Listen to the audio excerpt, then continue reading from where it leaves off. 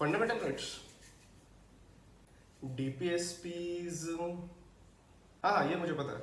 US में लोग vote करके प्रेसिडेंट को इलेक्ट करते हैं, लेकिन इंडिया में नहीं। इंडिया में लोग वोट करके एमपीज इलेक्ट करते हैं।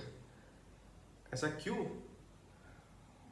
ओके, तो अगर हमारा संविधान यूके से इतना इंस्पायर्ड है तो उनके पास क्वीन है as head of the state और हमारे पास प्रेसिडेंट। यार इसका क्या रीज़न है? नमस्कार दोस्तों, मेरा नाम है Himanshu. Welcome to our channel Indian questioner. ये सारे सवाल जो दोस्तों अभी आपने सुने हो सकता है आपको थोड़े पेचीदा लगे हो, बट एक्चुअल में ये फैक्ट्स है, प्योर फैक्ट्स जो आप सबको पता है। ओके, हमेशा सब जानते हैं कि यूएस में लोग वोट करके प्रेसिडेंट को इलेक्ट करते हैं और इंडिया में नहीं करते हैं। हम सबको पता है कि यूके में क्वीन है और इंडिया में नहीं है। बट ये सारे फैक्ट्स आपको शायद इसलिए पता नहीं थे बिकॉज इनके पीछे का कंसेप्ट या लॉजिक शायद आपको पता नहीं था।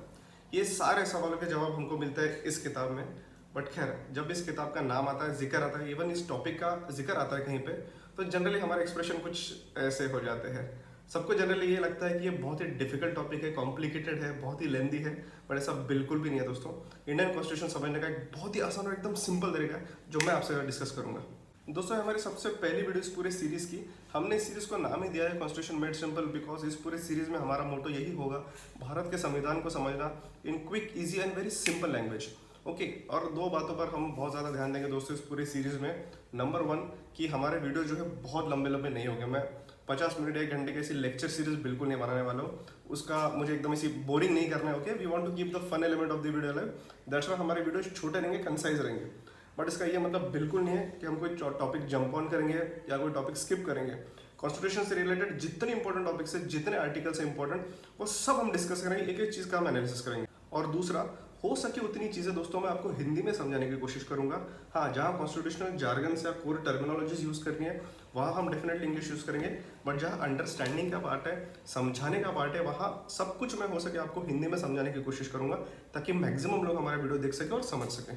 तो चलिए दोस्तों, शुरू करते हैं हमारा आज का ये video, an introduction to the constitution of India.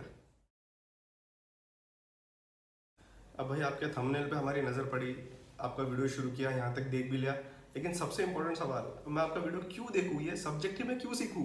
दोस्तों, ये सवाल के जवाब अगर हम किसी कॉलेज के प्रोफेसर से पूछे तो डेफिनेटली एक लंबी लिस्ट हमारे सामने आएगी कि क्यों हमें भारत का संविधान जानना जरूरी है, सीखना जरूरी है। लेकिन उन सारी चीज़ों को अमलगमेट करके मैं सिर्फ 3 पॉइंट्स में, जी सिर्फ 3 पॉइंट्स में आपको ये बताऊंगा कि क्यों हमारे लिए ये टॉपिक सीखना जरूरी है। सबसे पहला है ये।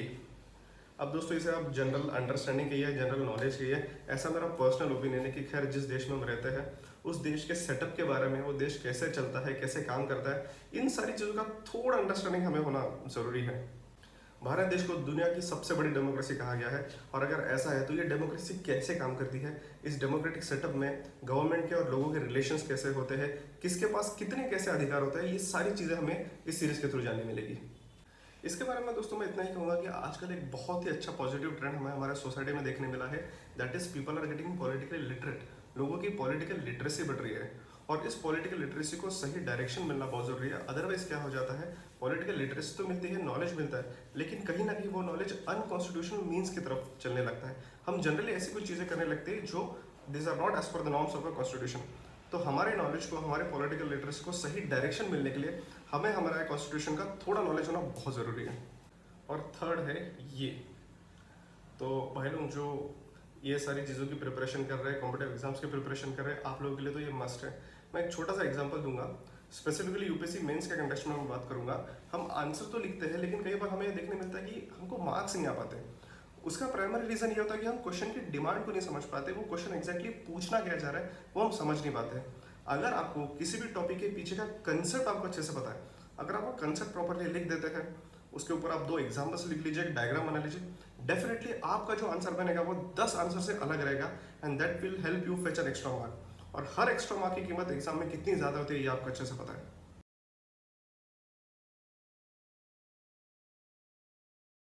तो व्हाट इज अ कॉन्स्टिट्यूशन, अगर ये सवाल सामने आ जाता है तो खैर आपको इंटरनेट पर बहुत सारे आर्टिकल्स मिलेंगे, बहुत सारे डेफिनेशंस मिलेंगे, बहुत सारे अच्छे बुक्स भी आते हैं जहाँ पे आपको डेफिनेशंस मिलेंगे, लेकिन वो सारे डेफिनेशन बहुत ज़्यादा टेक्निकल होते हैं।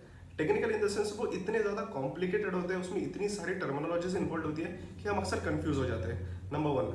नंबर 2, बहुत सारे डेफिनेशंस कंटेक्स्ट स्पेसिफिक होते हैं। अभी कंटेक्स्ट स्पेसिफिक मतलब क्या है, मतलब अगर आप किसी डेमोक्रेसी में रह रहे हैं तो बहुत सारे डेफिनेशंस सिर्फ और सिर्फ डेमोक्रेटिक सेटअप को ध्यान में रख के लिखी जाती है।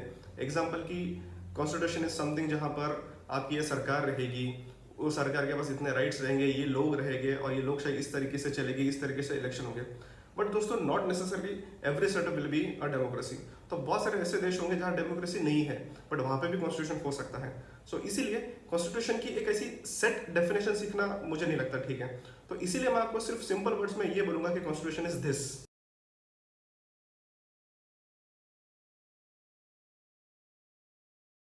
एक मिनट, मैंने कुछ गलत नहीं कहा।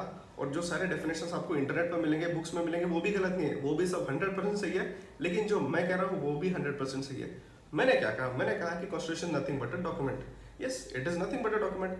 मैं बस उस डॉक्यूमेंट में ये लिख दूंगा कि मेरा सेटअप या मेरा ऑर्गेनाइजेशन या मेरा देश किस तरीके से चलेगा, दैट्स इट। बस कंडीशन इतनी होगी कि that document should be the supreme most document. मतलब आपके देश का संविधान सबसे बड़ा और सबसे पहला डॉक्यूमेंट होना चाहिए। उस डॉक्यूमेंट से बाकी सारी चीज़ों का ओरिजिन होनी चाहिए, जैसे कि कौन से कानून रहेंगे, कौन से इंस्टीट्यूशंस रहेगी, कौन सी बॉडीज रहेगी, कैसे सरकार बनेगी, सब कुछ। ऐसा कभी नहीं होगा कि आप एक कानून बना दो और उस कानून में लिख दो कि इस देश का संविधान इस तरीके से चलेगा। नहीं, ऐसा बिल्कुल नहीं हो सकता। पहले संविधान आएगा, वो संविधान में सारी चीज़ें लिखी जाएगी और उन सारी चीज़ों से फिर कानून बनते जाएंगे। दोस्तों अगर पिछले सवाल पे आपने अच्छे से ध्यान दिया होगा तो इस सवाल का जवाब आपको पता है। मैंने कहा था कि बहुत सारे डेफिनेशन कॉन्स्टिट्यूशन के हमें ऐसे मिलते हैं जो कि सिर्फ डेमोक्रेटिक सेटअप तक ही लिमिटेड होते हैं, लेकिन ऐसा कुछ भी नहीं है। मान लीजिए फॉर एग्जाम्पल कोई डिक्टेटर आ जाता है और वो एक डॉक्यूमेंट लेके सबके सामने आता है, कहता है कि जो मेरी डिक्टेटरशिप है, जो मेरी तानाशाही है, वो इस तरीके से चलेगी। उस डॉक्यूमेंट में लिख देगा कि मैं इस देश का डिक्टेटर हूँ और इस देश को मैं इस तरीके से चलाऊंगा। तो क्या उस डॉक्यूमेंट को हम कॉन्स्टिट्यूशन कहेंगे? हाँ कहेंगे, बिल्कुल कह सकते हैं। बिकॉज उसी डॉक्यूमेंट के द्वारा वो डिक्टेटरशिप रन हो रही है।